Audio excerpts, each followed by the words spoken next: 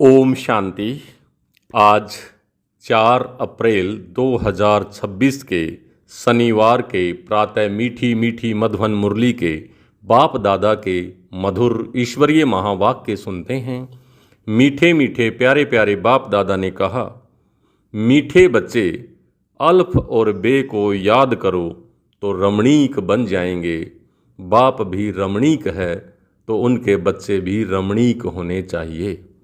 प्रश्न है, देवताओं के चित्रों की कशिश सभी को क्यों होती है? उसमें कौन सा विशेष गुण है? उत्तर है, देवताएं बहुत रमणीक और पवित्र हैं। रमणीकता के कारण उनके चित्रों की भी कशिश होती है। देवताओं में पवित्रता का विशेष गुण है, जिस गुण के कारण ही अपवित्र मनुष्य झुकते रहते हैं। रमणीक वही बनते जिनमें सर्वदेवी गुण हैं, जो सदा खुश रहते हैं। ओम शांति। आत्माएं और परमात्मा का मेला कितना वंडरफुल है। ऐसे बेहद के बाप के तुम सब बच्चे हो, तो बच्चे भी कितने रमणीक होने चाहिए। देवताएं भी रमणीक हैं ना, परंतु राजधानी है बहुत बड़ी। सब एक रस रमणीक हो नहीं सकते, फिर भी कोई कोई बच्चे बहुत रमणीक हैं ज़रूर। रमणीक कौन होते हैं? जो सदैव खुशी में रहते हैं, जिनमें दैवी गुण हैं। यह राधे कृष्ण आदि रमणीक है ना, उन्होंने बहुत बहुत कशिश है। कौन सी कशिश है? पवित्रता की। क्योंकि इन्हों की आत्मा भी पवित्र है तो शरीर भी पवित्र है, तो पवित्र आत्माएं अपवित्र को कशिश करती हैं, उन्हों के चरणों में गिरती हैं। कितनी उनमें ताकत है। बल सन्यासी हैं, परंतु वह देवताओं के आगे जरूर झुकते हैं। बल कोई कोई बहुत घमंडी होते हैं, फिर भी देवताओं के आगे अथवा शिव के आगे झुकेंगे जरूर। देवियों के चित्रों के आगे भी झुकते हैं, क्योंकि बाप भी रमणीक है, तो बाप के बनाए हुए देवी देवताएं भी रमणीक हैं। उनमें कशिश है पवित्रता की। वह कशिश उन्हों की भी अभी तक भी चल रही है। तो जितनी इनमें कशिश है, उतनी तुम्हारे में भी कशिश होनी चाहिए, खींच होनी चाहिए।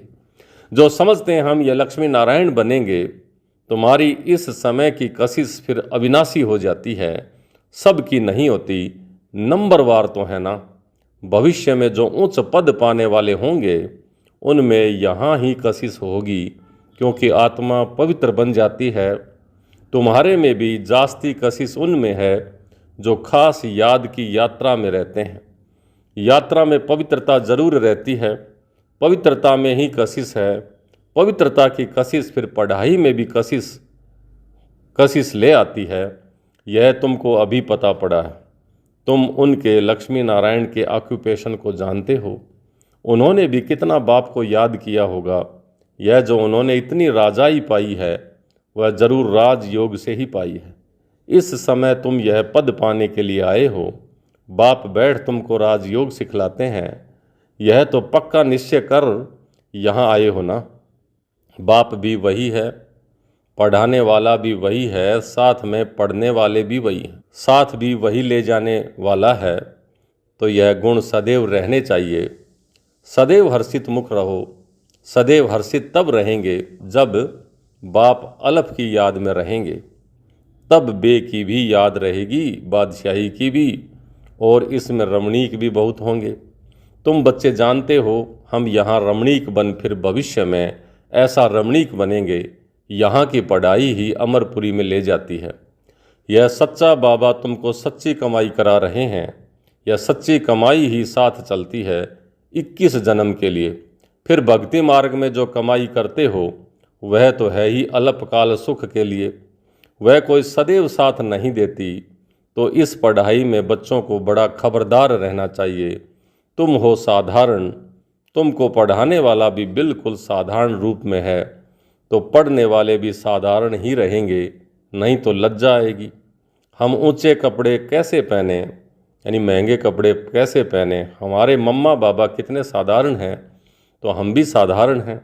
यह क्यों साधारण रहते हैं? क्योंकि वनवाह में हैं।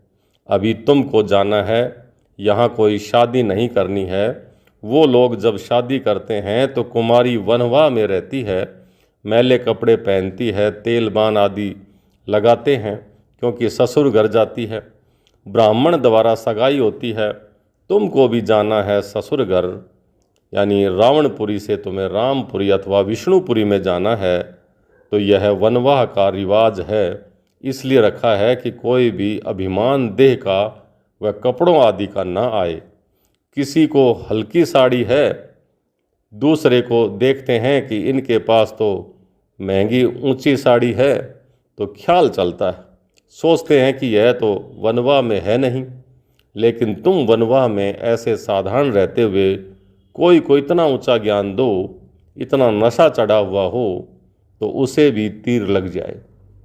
भल बर्तन मांजते रहो व कपड़ा साफ करते रहो, तुम्हारे सामने कोई आए तो तुम झट उनको अलफ की याद दिलाओ। तुमको वह नशा चढ़ा हुआ हो और सादे कपड़े में बैठ किसी को भी नॉलेज देंगे तो वह भी वंडर खाएंगे, इनमें कितना ऊंचा ज्ञान है। यह ज्ञान तो गीता का है और भगवान का दिया हुआ है। राजयोग तो गीता का ज्ञान ही है, तो ऐसा नशा चढ़ता है। जैसे बाबा अपना मिसाल बताते हैं, समझो हम बच्चों के साथ कोई खेल कर रहा हूँ, कोई जिज्ञासु सामने आ जाता है तो झट उनको बाप का परिचय देता हूँ। योग की ताकत, योग बल होने के कारण वह भी यहाँ ही खड़ा हो जाएगा, तो वंडर खाएगा कि यह इतना साधारण और इसमें इतनी ताकत। फिर वह कुछ भी बोल नहीं सकेगा, मुख से कोई बात निकलेगी नहीं। जैसे तुम वाणी से परे हो, वैसे वह भी वाणी से परे हो जाएंगे। यह नशा अंदर में होना चाहिए। कोई भी भाई अथवा बहन आए तो उनको एकदम खड़ा करके विश्व का मालिक बनाने का ही मत दे सकते हैं। अंदर में इतना नशा होना चाहिए, अपनी लगन में खड़ा हो जाना चाहिए। बाबा सदैव कहते हैं, तुम्हारे पास ज्ञान तो है, परंतु योग का जौहर ताकत नहीं है। प्योरिटी और याद में रहने से ही जौहर भरता है। याद की यात्रा से तुम पवित्र बनते हो, ताकत मिलती है। ज्ञान तो है धन की बात। जैसे स्कूल में पढ़कर MA BA आदि करते हैं तो इतना फिर पैसा मिलता है। यहाँ की दूसरी बात है, भारत का प्राचीन योग तो मशहूर है। यह है याद। बाप सर्वशक्तिवान है, तो बच्चों को भी बाप से शक्ति मिलती है। बच्चों को अंदर में रहना चाहिए। हम आत्माएं बाबा की संतान हैं, परंतु बाबा जितने हम पवित्र नहीं हैं। अब बनना है, अभी है एम ऑब्जेक्ट। योग से ही तुम पवित्र बनते हो, तो अनन्य बच्चे हैं, वह सारा दिन यही ख्यालात करते रहेंगे। कोई भी आए तो उनको हम रास्ता बताएं, तरस आना चाहिए। बेचारे अंधे हैं, अंधों को लाठी पकड़ा करके ले जाते हैं ना, तो यहाँ ज्ञान का तीसरा नेत्र नहीं है। ये सब अंधे हैं, ज्ञान चक्षु है नहीं। अभी तुम्हें ज्ञान का तीसरा नेत्र मिला है तो सब कुछ जान गए हो। सारे सृष्टि के आदि मध्य अंत को हम अभी जानते हैं। यह सब भक्ति मार्ग की बातें हैं। तुमको पहले भी पता था क्या कि hear no evil, see no evil, यह चित्र क्यों बनाए हैं? दुनिया में कोई भी इनका अर्थ नहीं समझते, तुम अभी जानते हो। जैसे बाप नॉलेजफुल है, तुम उनके बच्चे भी अब नॉलेजफुल बन रहे हो। नंबरवार पुरुषार्थ अनुसार कोई कोई को तो बहुत नशा चढ़ता है, वह बाबा का बच्चा बनकर, और बाबा से पूरा वर्षा नहीं लिया तो बच्चा बनकर ही क्या किया फिर? रोज़ रात को अपना पोता मेल देखना है। बाबा व्यापारी है ना, व्यापारियों को पोता मेल निकालना सहज होता है। गवर्नमेंट सर्वेंट को पोता मेल निकालना नहीं आता है, न वह सौदागर होते हैं। व्यापारी लोग अच्छा समझेंगे। तुम व्यापारी हो ना, तुम अपने नफ़े और नुकसान को समझते हो। रोज़ खाता देखो, मुरादी संभालो, घाटा है या फ़ायदा है। सौदागर हो ना, गायन है ना, बाबा सौदागर रत्नागर है। अविनाशी ज्ञान रत्नों का सौदा देते हैं, यह भी तुम जानते हो। नंबरवार पुरुषार्थ अनुसार सब कोई सुरूढ़ बुद्धि नहीं है। एक कान से सुनते हैं, फिर दूसरे से निकाल देते हैं। जोली में छेद से निकल जाता है ना, जोली भरती नहीं है। बाप कहते हैं, धन दिए धन ना खुटे। अविनाशी ज्ञान रतन है ना, बाप है रूप बसंत। आत्मा तो है, उनमें ज्ञान है। तुम उनके बच्चे भी रूप बसंत हो। आत्मा में नॉलेज भरी जाती है, उसका रूप भल आत्मा, उनका रूप है भल आत्मा छोटी है, रूप तो है ना आत्मा का भी। उनको जाना जाता है, परमात्मा को भी जाना ही जाता है। सोमनाथ की भक्ति करते हैं तो इतने छोटे से स्टार की क्या पूजा करेंगे। पूजा के लिए फिर बड़े शिवलिंग बनाते हैं, शिवलिंग छत जितना बड़ा भी बनाते हैं। यूं तो है छोटा सा, परंतु मर्तबा तो बहुत ऊंचा है ना। बाप ने कल पहले भी कहा था कि इन जप तप आदि से कोई मुझे प्राप्त नहीं कर सकता। यह सब करते आए नीचे ही गिरते आए हो, सीढ़ी नीचे ही उतरते हो। तुम्हारी तो अब चढ़ती कला है, तुम ब्राह्मण पहले नंबर के जिन्न हो। कहानी है न, जिन्न ने कहा हमको काम नहीं देंगे तो खा जाएंगे, तो उनको काम दिया कि ये सीढ़ी चढ़ो और उतरो, तो ये काम तो कभी ख़त्म नहीं होने वाला। तो उनको काम मिल गया। बाबा ने भी कहा कि यह बेहद की सीढ़ी तुम उतरते हो फिर चढ़ते हो, तुम भी फुल सीढ़ी उतरते और चढ़ते हो।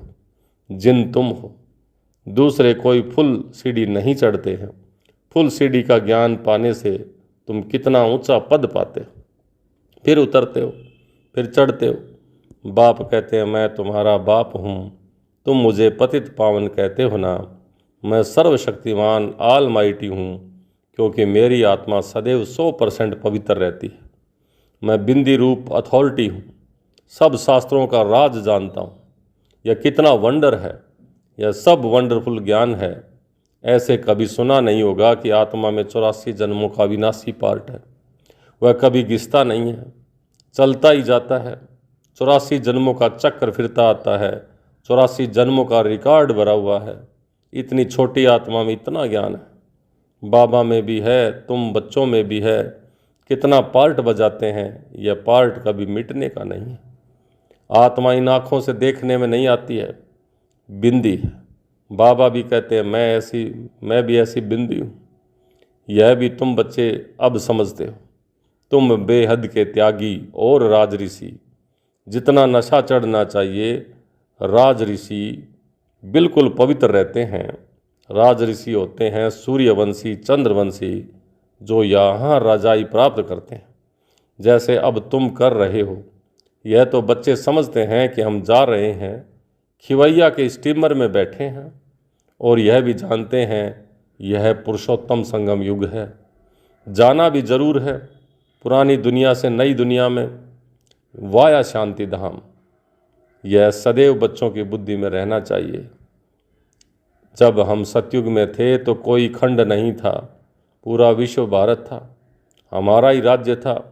अब फिर से योग बल से अथवा अपना राज्य भाग्य ले रहे हैं, क्योंकि समझाया है योग बल से विश्व की राजाई पा सकते हैं, बाहुबल से कोई नहीं पा सकते। यह बेहद का ड्रामा है, खेल बना हुआ है। इस खेल की समझानी बाप ही देते हैं। शुरू से लेकर सारी दुनिया की हिस्ट्री ज्योग्राफी सुनाते हैं। तुम सूक्ष्म वतन मूल वतन के राज को भी अच्छी रीति जानते हो। स्थूल वतन में इनका राज्य था, अर्थात हमारा राज्य था। तुम कैसे सीढ़ी उतरते हो वह भी याद आ गया ना। सीढ़ी चढ़ना और उतरना यह खेल बच्चों की बुद्धि में बैठ गया ना। अब बुद्धि में है कि कैसे यह वर्ल्ड की हिस्ट्री ज्योग्राफी रिपीट होती है। इसमें हमारा हीरो हीरोइन का पार्ट है। हम ही हार खाते हैं और फिर जीत पाते हैं, इसलिए नाम रखा है हीरो हीरोइन। अच्छा, मीठे मीठे सिक लिधे बच्चों प्रति मात पिता बाप दादा का याद प्यार और गुड मॉर्निंग। रूहानी बाप की रूहानी बच्चों को नमस्ते। हम रूहानी बच्चों की रूहानी बाप दादा को याद प्यार, गुड मॉर्निंग और नमस्ते। नमस्ते मीठे बाबा, बहुत बहुत शुक्रिया आपका। धारणा के लिए मुख्य सार पहला, अभी हम वनवाह में हैं, इसलिए बहुत बहुत साधारण रहना है। कोई भी अभिमान देह का व कपड़ों आदि का नहीं रखना है। कोई भी कर्म करते बाप की याद का नशा चढ़ा रहे। दूसरा, हम बेहद के त्यागी और राज ऋषि हैं, इसी नशे में रह पवित्र बनना है। ज्ञान धन से भरपूर बन दान करना है। सच्चा सच्चा सौदागर बन अपना पोता मेल रखना है। आज का वरदान, स्वयं को सेवाधारी समझकर झुकने और सर्व को झुकाने वाले निमित्त और नम्र चित्त भवै। स्वयं को सेवाधारी समझकर झुकने और सर्व को झुकाने वाले निमित्त और नम्र चित्त भवै। निमित्त उसे कहा जाता है जो अपने हर संकल्प व हर कर्म को बाप के आगे अर्पण कर देता है। निमित्त बनना अर्थात अर्पण होना, और नम्र चित्त वह है जो झुकता है।